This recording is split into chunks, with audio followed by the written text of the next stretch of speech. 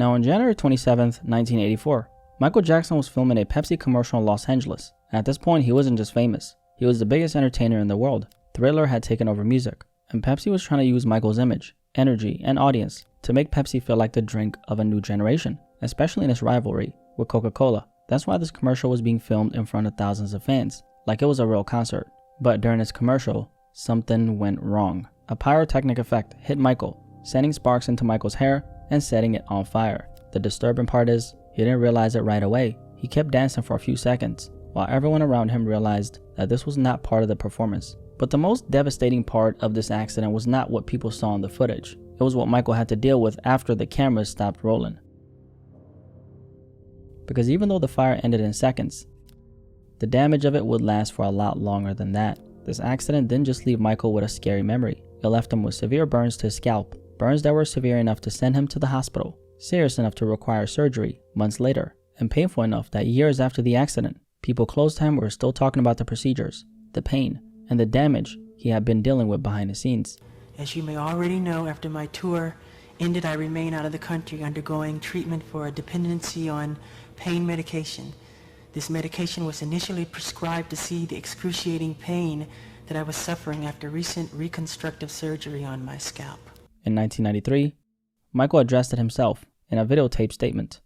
He said he was undergoing treatment for dependency on pain medication, and that the medication had originally been prescribed for excruciating pain after reconstructive surgery on his scalp. This accident became one of the clearest documented turning points in his life, a moment most people remember as a shocking clip and a story. But for Michael Jackson, it became something much darker, and in many ways, Michael Jackson never fully recovered from it.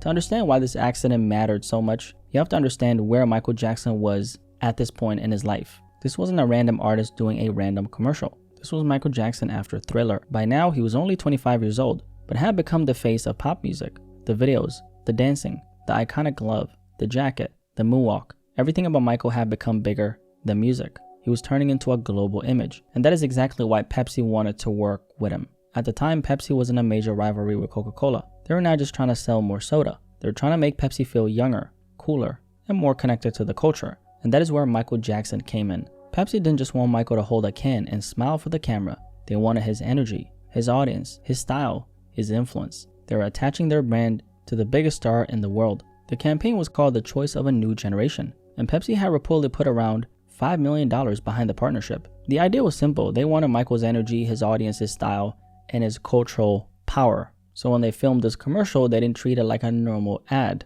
They brought in thousands of fans. They staged it like a concert, and Michael was performing a Pepsi version of Billie Jean. The cameras were rolling, the crowd was reacting, and everything was supposed to feel massive. And that's what makes what happened here so disturbing, because this was supposed to be controlled. I mean, a company as big as Pepsi was behind it. Millions of dollars were involved. This was not some low-budget production where everything was being thrown together last minute. This was a major commercial built around the biggest entertainer in the world, and the pyrotechnics were supposed to make the moment look bigger, more dramatic, more exciting. But what nobody knew was that those same effects would become the thing that injured the person the entire campaign was built around. On the day of the shoot, the plan was for Michael to come down a staircase while the effects went off around him. It was supposed to be a grand entrance. Michael at the center of the stage, the crowd reacting, the cameras rolling, and the whole commercial feeling less like an ad and more like an event. Sounds simple, right? But this is where Michael's own account becomes important. Because according to Michael himself, the setup really did seem simple at first. He was standing at the top of a staircase, and the plan was for him to come down while magnesium flash effects went off around him. On camera, it was supposed to look dramatic. Michael being revealed through these lights, smoke, sparks, and the energy of the crowd. And at first, it worked. According to Michael, they had already done several takes where the timing was just right. He would come down the stairs, the effects would go off, and the shot had the big concert feeling Pepsi wanted. So from the outside, everything looked controlled, and basically everything looked like it was going according to the plan. But before the moment where everything went wrong, one small adjustment changed the entire setup. That adjustment came from the director of the commercial, Bob Giraldi. He had already worked with Michael on the Beat It music video, so this was not some random person giving him direction. There was already a creative relationship there. According to Michael, Giraldi told him he was coming down the stairs too early. He wanted Michael to stay at the top until the lights came on, so the reveal would feel bigger when everyone finally saw him standing there. And on the surface, that direction made sense. Wait a little longer, let the moment build, make the shot look better. So, Michael followed the direction. But the problem was, this was not just about camera timing. This was also about pyrotechnic timing. Because if Michael came down the stairs earlier, the way he had been doing it on the previous takes, he would have already moved away from the effects by the time they fired, right? And based on Michael's own account, that difference in timing may explain why the earlier takes went smoothly. The shot may not have looked as dramatic, but there was more distance between Michael and the pyrotechnics. But if Michael Jackson waited longer at the top like Bob Giraldi instructed him to, he was still very close to the effects when they would go off. And that small change in timing put Michael in a completely different position when the pyrotechnics eventually fired. And according to Michael Jackson himself, those effects were positioned extremely close to him. He later wrote in his autobiography, Moonwalk, that the flash bombs had been only 2 feet from either side of his head. And then came the moment when everything went wrong. The effects fired, the lights flashed, the crowd was watching, the cameras were rolling, and at first it looked like the same dramatic entrance they had already been trying to capture. But this time something was different. The sparks hit Michael's hair and it caught fire. At first, Michael did not realize what was happening. He kept moving down the stairs, he kept turning, he kept performing, as if the takes were still going exactly as planned. This is what makes the footage so unsettling, because for a few seconds, it still looks like a performance. The crowd is still there. The cameras are still recording. Michael Jackson is still dancing, but then the people closest to him start to realize something is wrong. This is an emergency. Michael Jackson is literally on fire. According to Michael's own account, the first person to reach him was Michael Brando. Michael was the son of actor Marlon Brando, but he was also close to Michael and had worked around him. Backup dancer Daryl Mays also said he looked back, saw Michael's hair on fire, and ran toward him, because Michael did not even know what was happening. That detail is what makes the moment so disturbing. Michael Jackson was not being reckless. He was not playing around. He was performing, doing his job. He was locked into the routine while the people around him realized the performance had turned into an emergency. According to Michael's account in Moonwalk, his brother Jermaine initially thought Michael had been shot because all he saw was the explosion, followed by Michael Jackson on the ground. That shows you how confusing the moment was. The audience had been there to watch Michael Jackson perform. Pepsi wanted the commercial to feel like a concert, but now in front of thousands of people, Michael was being helped off the stage after suffering burns to his scalp. Eventually, Michael Jackson was taken for medical treatment. According to his discharge records, he was first transported to Cedars-Sinai Medical Center before being transferred to the burn unit at Brotman Medical Center in Culver City. And this is where one thing needs to be clear. The documented injury was not to Michael's actual face. His records diagnosed a scalp burn and placed the injury at the apex or crown of his head. Doctors described a burn roughly the size of a palm with a smaller area of deeper damage in the center. The records documented a large second-degree burn and a smaller third-degree burn, while the physical examination noted no other burns elsewhere on his body. But that does not mean that the injury was minor. Michael was hospitalized overnight, treated with pain medication, and kept under observation. They treated Michael's scalp with medication, and doctors warned that he could later require further treatment if scarring developed or his hair failed to grow back. But even while Michael was in the hospital dealing with his own injury, there was a small detail that says a lot about him. Michael visited other patients in the burn center of the hospital he was staying at. He also visited mothers and newborn babies in another part of the hospital, and hospital staff described him as kind and gentle during the visit. And later, Michael took the money he received from Pepsi after the accident and donated it back to the hospital that treated him. Because of that donation, Brotman Medical Center later renamed parts of its burn center after him. So even though this accident hurt Michael, he still found a way to turn part of it into something that helped other burn patients. And the treatment did not end when he left the hospital. A report from April 1984 said Michael Jackson later underwent an 80-minute operation on the burned area of his scalp. His doctor, Stephen Hofflin, reportedly used a laser procedure to treat the palm-sized injury. That detail matters because it shows that this was not simply a frightening moment caught on camera. The filming stopped, the commercial eventually aired, the public moved on, and Pepsi, of course, sold their sodas, right? But Michael Jackson was still dealing with a physical injury that required continued medical treatment. And this is where the story becomes darker than most people realize. When people talk about this Pepsi accident that Michael Jackson suffered through, They often describe it like one isolated incident.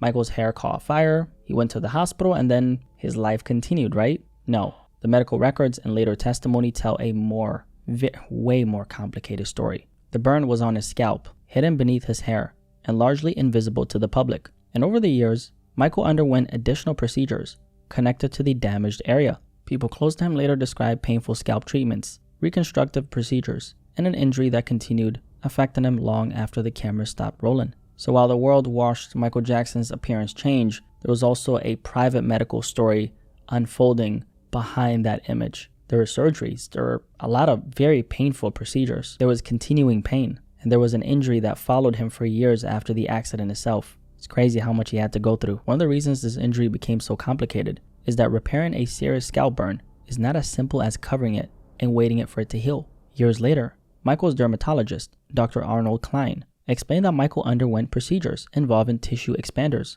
These were devices placed beneath the scalp to gradually stretch healthy skin, allowing doctors to remove scar tissue and cover the damaged area. But according to Michael's dermatologist, Klein, there was another complication.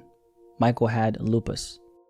His dermatologist said the condition made the repair process more difficult and that the bald area continued to grow despite attempts to treat it. Instead of permanently solving the problem, Michael was left going through more procedures, more pain, and more reasons to keep the damaged area covered. And that really changes how you look at the accident. From the outside, people saw the hats, the wigs, and the change in Michael's appearance. And because it was Michael Jackson, everybody had an opinion. I mean, this was the most famous man on a planet, right? But behind all that was a real medical issue, a burned scalp, scar tissue, repeated procedures, and a condition that made the healing process even more complicated. Karen Fay, who worked as Michael's makeup artist for decades, later testified about the painful treatments performed on his scalp. Debbie Rowe, the second wife of Michael Jackson, described a particularly painful procedure in 1993 where a balloon was inserted beneath the scalp to stretch the skin so doctors could remove scar tissue left by the burn. That procedure was separate from the operation Michael underwent only a few months after the original accident. Nearly a decade had passed and he was still receiving treatment connected to the damaged area. So when people talk about the Pepsi accident like it was just one shocking moment, they missed the bigger picture. The fire lasted seconds. The medical aftermath lasted years. And this is where Michael's own words become important. In December of 1993, Michael released a videotape statement in which he said he was undergoing treatment for dependency on pain medication. He explained that the medication had initially been prescribed to soothe the excruciating pain he suffered after recent reconstructive surgery on his scalp. That is one of the most important details in this entire story. The medication had initially been prescribed for pain following reconstructive surgery on his scalp, and later testimony connected that surgery to the scar tissue left behind by the Pepsi accident. Now that does not mean that this commercial explains everything that happened later in Michael's life. It does not mean that every medical decision, every surgery, or every struggle can be blamed on this one moment. And it definitely does not mean you can draw a straight line from the Pepsi accident to Michael's death. That would be a very simplified way of looking at it.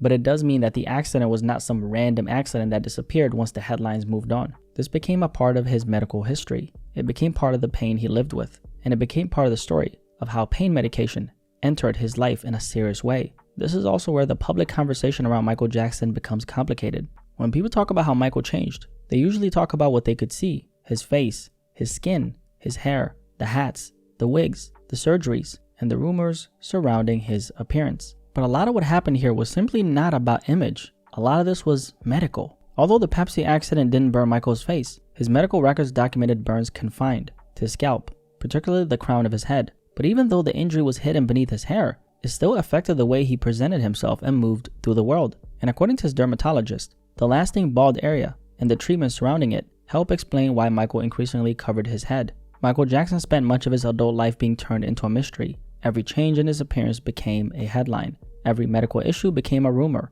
Every private insecurity became something for the public to debate. The Pepsi accident is one of the clearest examples of that. People remember the flames, they remember the footage, they remember the horrifying moment when his hair caught on fire in front of all these people. But what followed him was much harder to see. And based on his own words, the testimony of the people closest to him, and the medical history that followed, this was an accident Michael Jackson never fully recovered from. In a haunting way, the accident happened almost exactly at the halfway point in his life. Michael was 25 years old, standing at the absolute peak of his career. 25 years later, he would be gone. And while this accident does not explain everything that happened in between, it remains one of the clearest moments when the pain behind Michael Jackson's image first became visible. If you made it this far, drop a like on this video and subscribe if you're new here. My name is Blackie Speaks, nice to meet you. This is the accident Michael Jackson never recovered from. Scary stuff that Michael went through, and I just think it's crazy how much he actually went through here. And personally, I think this incident could have been avoided. But yeah, the amount of pain it put Michael through is honestly really sad.